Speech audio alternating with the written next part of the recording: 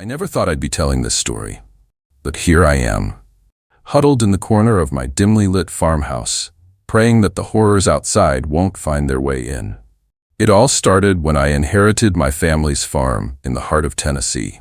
The place was a mess, barely holding on by a thread, and I was determined to turn it around.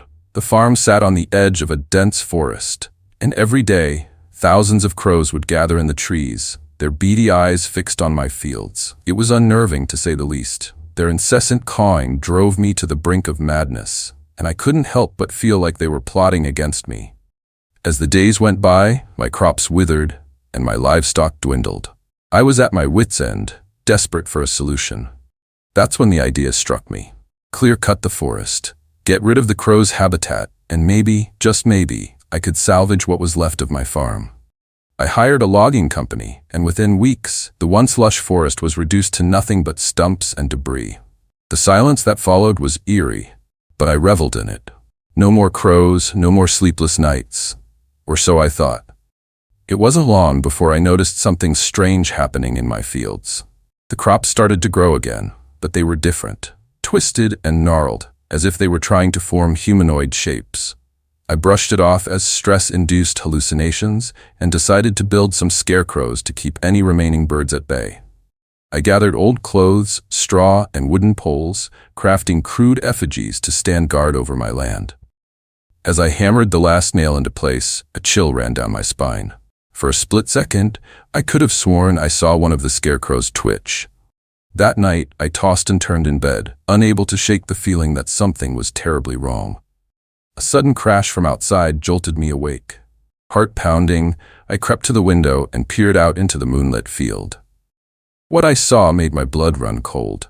The scarecrows were moving, not just swaying in the wind, but walking, no, stalking across the field with purposeful strides. Their burlap faces were contorted into grotesque expressions of rage, and their straw-stuffed limbs creaked and groaned with each step.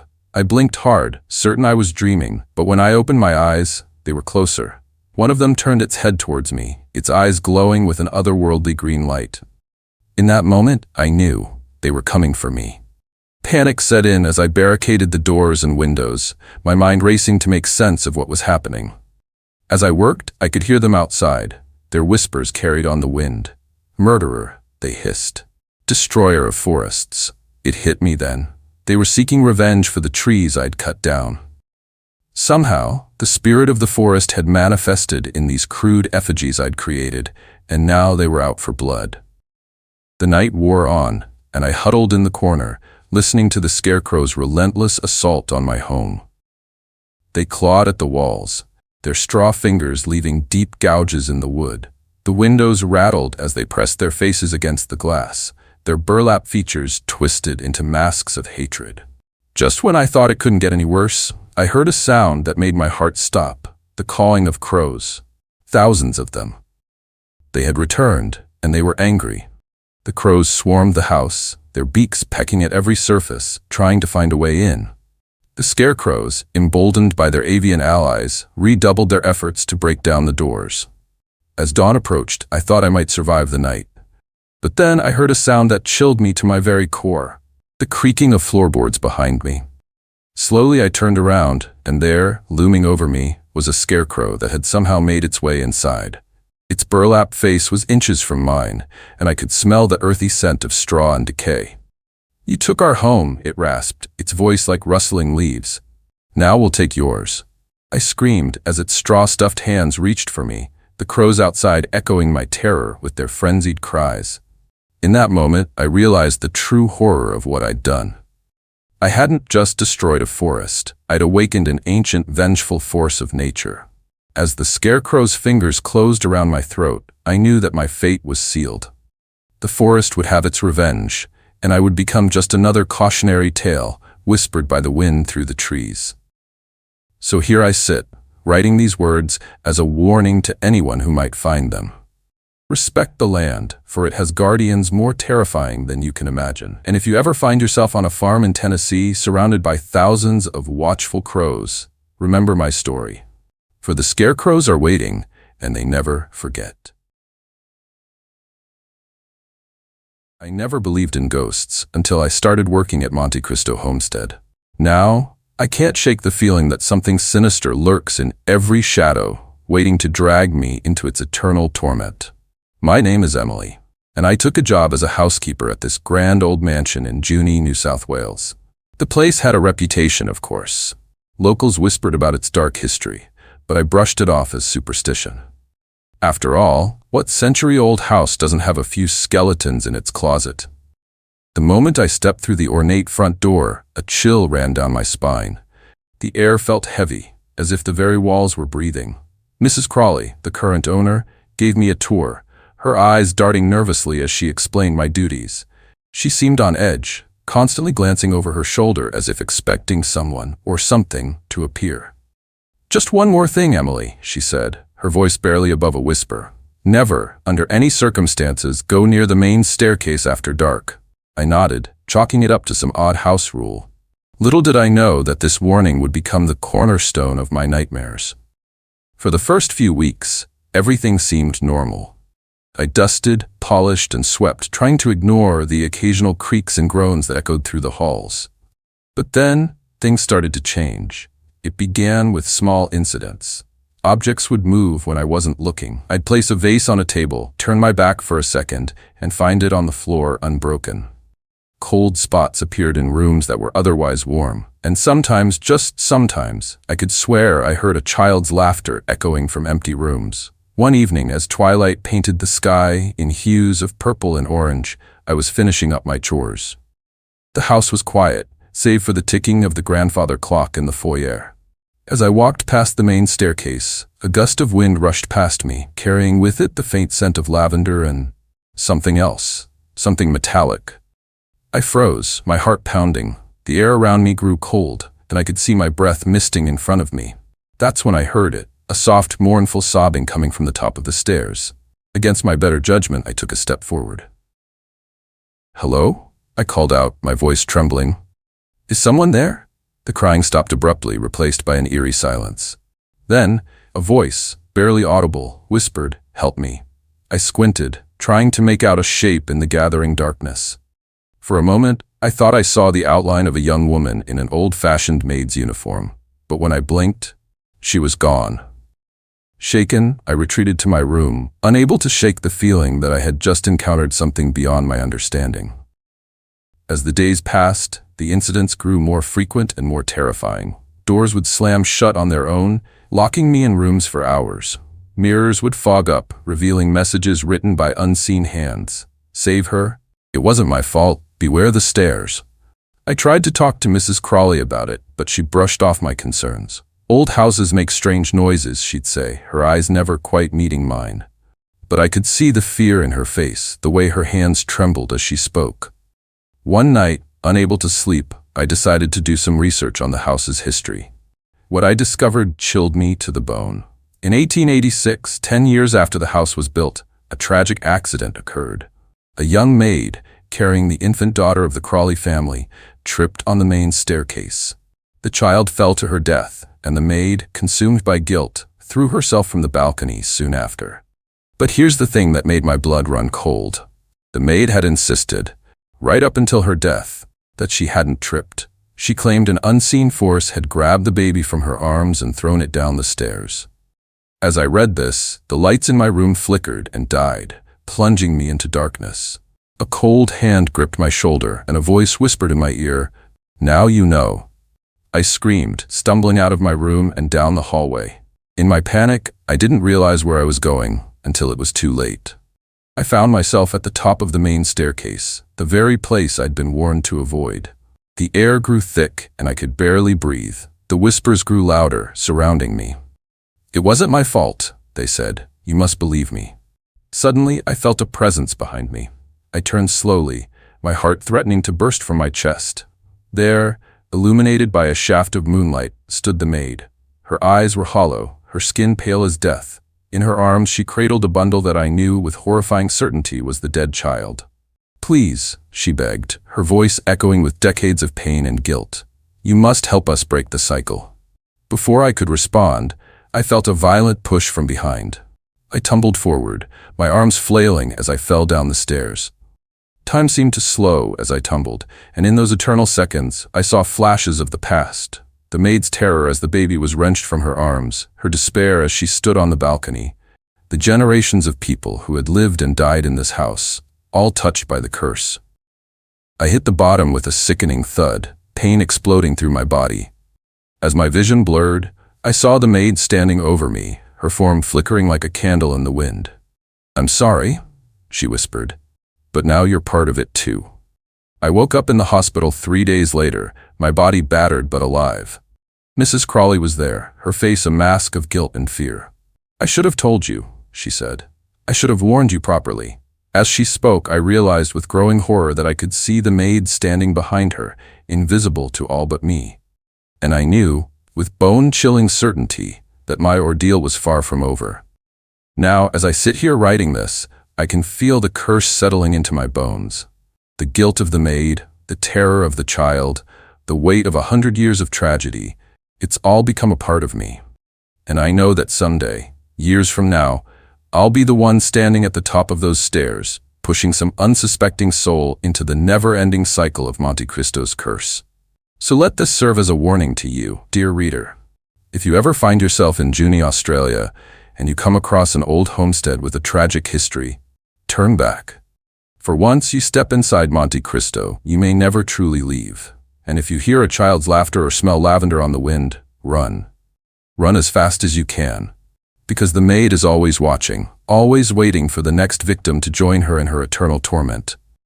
As for me, I'm trapped now, caught between the world of the living and the dead. Each night, I relive my fall, feeling the terror and pain anew. And each day I watch as new unsuspecting visitors enter the house, knowing that one of them might be the next to join our cursed family. The truly terrifying part? A small, twisted part of me is starting to look forward to it. After all, misery loves company, and in Monte Cristo Homestead, we have misery in spades. So come, visit us if you dare. The maid, the child, and I will be waiting. Just remember, when you hear footsteps on the stairs or feel a cold hand on your shoulder, it might already be too late. Welcome to Monte Cristo. Welcome home. I never believed in ghosts. That's important to understand as I tell you this story. I'm a rational person, always have been. When my great-aunt Mabel passed away and left me the myrtles plantation in her will, I saw it as an opportunity, not a curse. How naive I was. The day I arrived at the plantation, the air was thick with humidity, the kind that clings to your skin and makes it hard to breathe.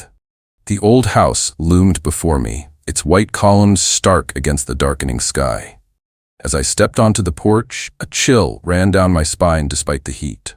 I brushed it off as nerves. After all, this was a big change. Inside, the house was a time capsule. Antique furniture, faded photographs, and the lingering scent of something I couldn't quite place. Lavender, maybe? As I explored, I couldn't shake the feeling of being watched. Eyes seemed to follow me from every portrait on the walls. That first night, I tossed and turned in the massive four-poster bed. Just as I was drifting off, a child's laughter echoed through the house. My eyes snapped open, heart racing. But then, silence. Must have been a dream, I told myself. Days passed, and strange occurrences became the norm. Objects moved on their own. Doors slammed shut without warning. Once, I could have sworn I saw a woman in an old-fashioned dress standing at the top of the stairs, but when I blinked, she was gone. I tried to rationalize it all. Old houses make noises. The wind plays tricks, but deep down, a seed of doubt had been planted. One evening, as I was going through some old family papers in the study, I came across a journal. It belonged to my great-great-grandfather, the original owner of the plantation. As I read, my blood ran cold. He wrote of a curse, of dark rituals performed on the land long before the house was built. He spoke of a presence that demanded sacrifice, that fed on the souls of the living. I slammed the journal shut, my hands shaking. It was nonsense, of course. Just the ramblings of a man driven mad by isolation. But that night, the dreams began. I found myself walking through the house, but it wasn't quite right. The walls seemed to breathe, to pulse with an otherworldly energy. In the distance, I could hear whispers, growing louder as I approached the main staircase. At the top stood a figure, shrouded in shadow. As I climbed, heart pounding, the figure began to take shape. It was me, but not me. My face twisted into a grotesque smile, eyes black as coal. I woke up screaming, drenched in sweat. As I caught my breath, I noticed something on the mirror across the room. Written in what looked horribly like blood were the words, "Welcome home." From that moment on, I couldn't shake the feeling that something was terribly wrong. I began to lose time, finding myself in rooms with no memory of how I got there. My reflection in mirrors seemed off somehow, like there was someone else looking back at me. I tried to leave, to sell the plantation, and never look back. But every time I made plans, something would happen. A sudden illness, a car breakdown, a freak storm. It was as if the house itself was keeping me there.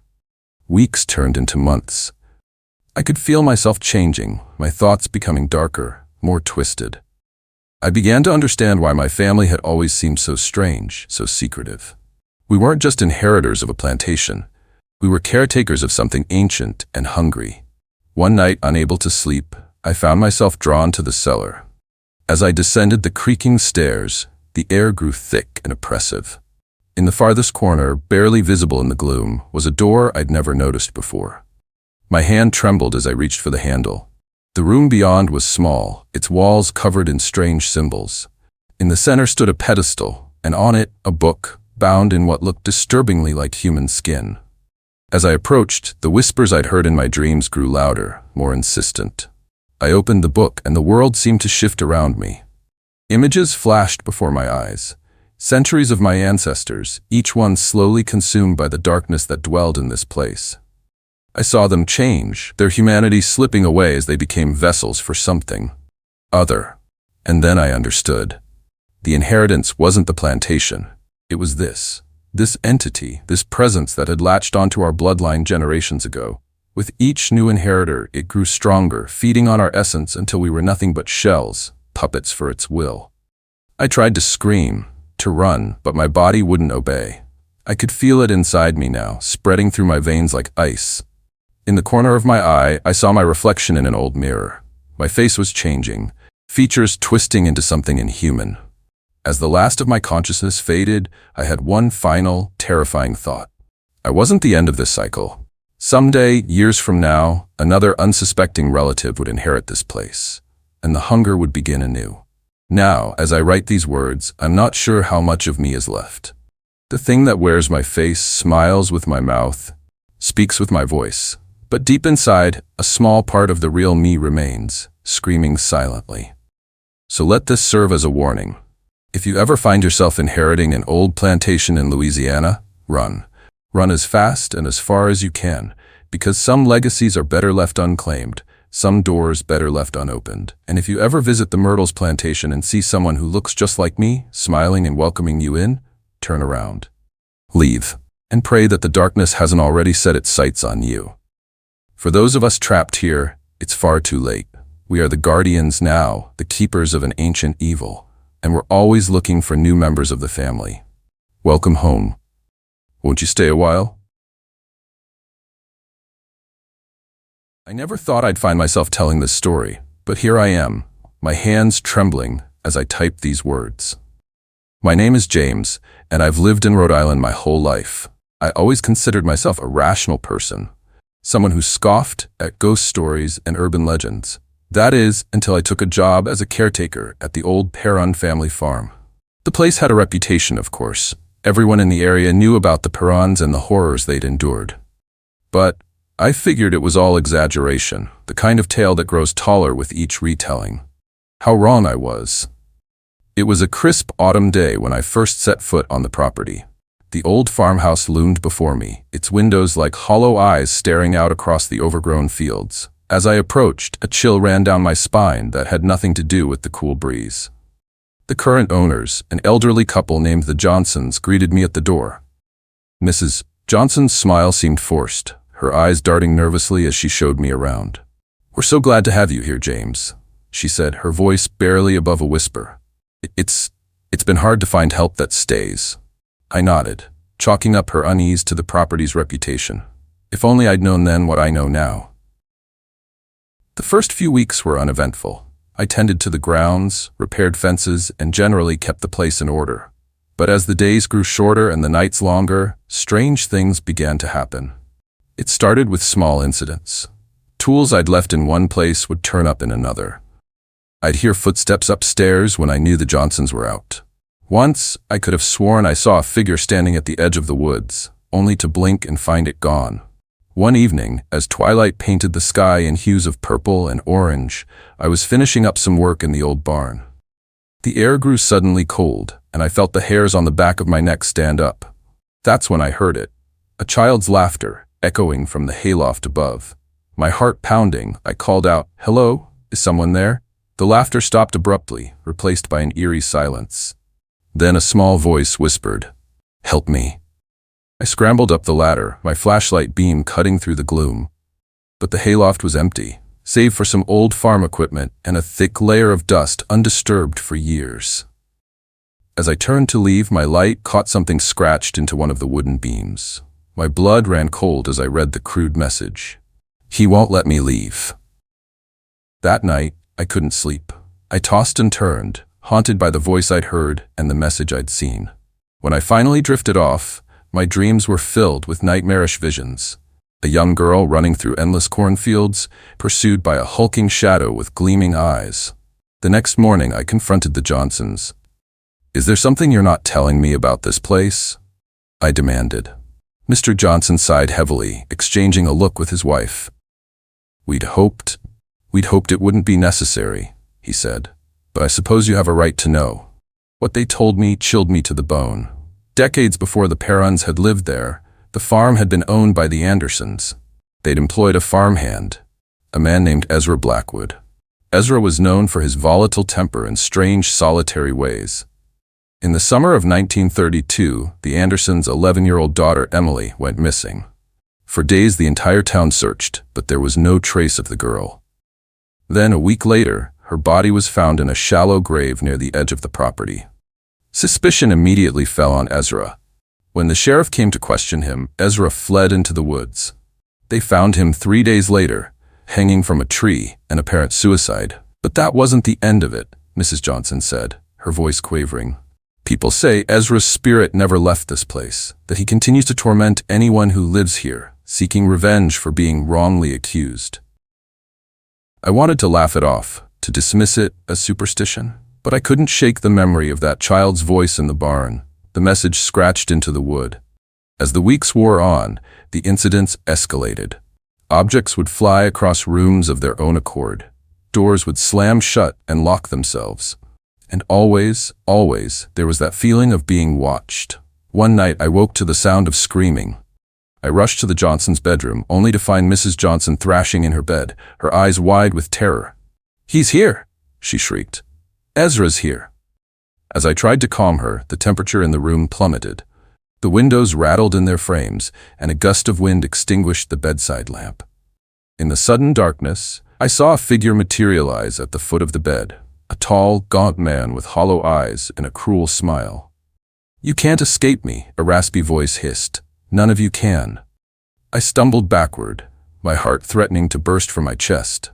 As quickly as it had appeared, the figure vanished, leaving behind only the lingering scent of damp earth and decay. The next day, the Johnsons announced they were leaving. "We can't take it anymore," Mr. Johnson said, his face haggard and drawn. "This place, it's evil. We should never have stayed as long as we did." I helped them pack, my mind reeling from the events of the past night. As they drove away, I couldn't shake the feeling that this was far from over. That night, alone in the old farmhouse, I decided to do some research. I pored over old newspaper articles, town records, anything I could find about Ezra Blackwood and the Anderson family. What I discovered made my blood run cold. Ezra hadn't been wrongly accused at all. There had been evidence that had been suppressed at the time.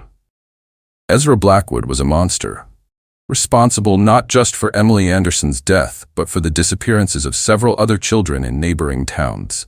As I sat there, surrounded by the damning evidence, a realization hit me like a physical blow. Ezra wasn't seeking revenge for being wrongly accused. He was continuing his reign of terror, using the myth of his innocence to lure in new victims. Suddenly, the air grew thick and heavy. The lights flickered and died, plunging me into darkness. I heard that raspy voice again, this time right beside my ear. "Clever boy, but knowing the truth won't save you." I ran, blind with terror, stumbling through the dark house. But every door I tried was locked, every window sealed shut. I was trapped. As I stood there, paralyzed with fear, I felt a presence behind me. Slowly, I turned around, and there stood Ezra Blackwood, his form flickering like a candle flame. But he wasn't alone. Behind him, I could see the ghostly figures of children, dozens of them, their eyes hollow and accusing. "Welcome to the family, James," Ezra sneered. "You're one of us now." And that's when I understood the true horror of the Perron family farm. It wasn't just Ezra who was trapped here. It was all of his victims, bound to this place by the evil of his crimes. And now, I was joining them, another soul caught in the endless cycle of torment. As Ezra's cold, spectral hands reached for me, I realized with bone-chilling certainty that my story was far from over. In fact, it was just beginning. An eternity stretched before me, trapped in this house of horrors. So if you ever find yourself driving through rural Rhode Island and come across an old farmhouse with a for sale sign out front, keep driving. Don't stop. Don't look back. Because Ezra is always watching, always waiting for the next unsuspecting soul to add to his collection. And me? I'll be here too, another ghost in Ezra's twisted family, forever bound to this cursed land. Maybe, if you listen closely on a quiet night, you'll hear our cries on the wind. A warning to the living to stay far, far away from the Perron family farm.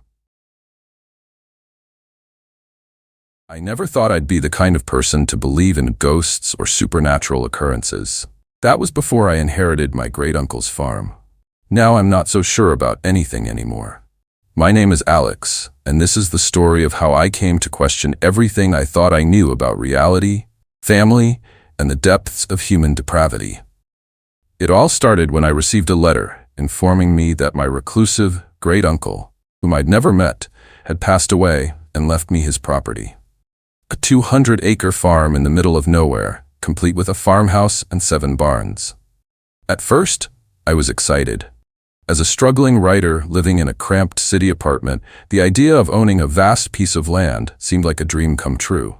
The drive to the farm took hours, winding through increasingly remote countryside. As I pulled up the long, overgrown driveway, I felt a sense of unease settle over me. The farmhouse loomed ahead, weathered and gray, its windows like vacant eyes staring out across the neglected fields. But it was the barns that really caught my attention. 7 of them, arranged in a loose semicircle behind the house. Each one was painted a different color: red, blue, green, yellow, purple, orange, and finally a stark, unsettling white. As I stepped out of my car, the silence hit me. No birds singing, no insects buzzing, just an oppressive, heavy quiet that seemed to press down on me from all sides. I made my way to the house, keys jangling nervously in my hand. Inside, everything was covered in a thick layer of dust. It was clear no one had lived here for years. As I explored, I found old photographs on the walls. My great-uncle, stern-faced and unsmiling, stood alongside a woman I assumed was his wife. And there were children, 6 of them, ranging from toddlers to teenagers. I frowned, trying to remember if anyone had ever mentioned my great-uncle having kids. As far as I knew, he'd lived alone for decades. That night, as I lay in bed trying to sleep, I heard it. A child's laughter, faint but unmistakable, coming from outside. I bolted upright, heart pounding. The sound came again, this time accompanied by what sounded like running footsteps. Against my better judgment, I got up and looked out the window. In the moonlight, I could have sworn I saw a small figure darting between the barns. But when I blinked, it was gone. Sleep eluded me after that. As dawn broke, I decided to explore the barns. Each one was padlocked, the metal rusted and ancient. It took some effort, but I managed to break open the lock on the red barn. Inside, the air was thick with the scent of old hay and something else, something metallic and unpleasant. As my eyes adjusted to the gloom, I noticed something carved into one of the wooden support beams. A name, Emily. A chill ran down my spine as I remembered one of the children from the photographs. The oldest girl had been named Emily. Throughout the day, I broke into each barn. Blue, Michael; green, Sarah; yellow, Thomas; purple, Rebecca; orange, David. Each name corresponded to one of the children in the photos, but it was the white barn that filled me with the most dread. Its lock was newer, stronger. It took all my strength to break it open. As the door swung wide, the stench that poured out nearly made me retch. It was the smell of decay, of old blood and despair. Inside, hanging from the central beam, was a rope, and beneath it, scratched into the floor, were the words, "God forgive me." I stumbled back, my mind reeling. What had happened here? What had my great-uncle done? That night, unable to sleep, I delved into the papers and documents I'd found in the house. Police reports, newspaper clippings, and a journal. As I read, the horrifying truth began to emerge. My great-uncle had indeed had 6 children. But decades ago, something in him had snapped. The journal entries became increasingly erratic, filled with ravings about voices and unseen presences. He wrote about sacrifices that needed to be made, about appeasing some dark force that had taken root in the land. And then, one by one, he'd murdered his own children. Each in a different barn, each in a different horrific way. And after the last child fell, he'd hung himself in the white barn, believing his sacrifice would grant him some twisted form of immortality. As I read the final entry, the lights in the house flickered and died. In the sudden darkness, I heard it again. Children's laughter.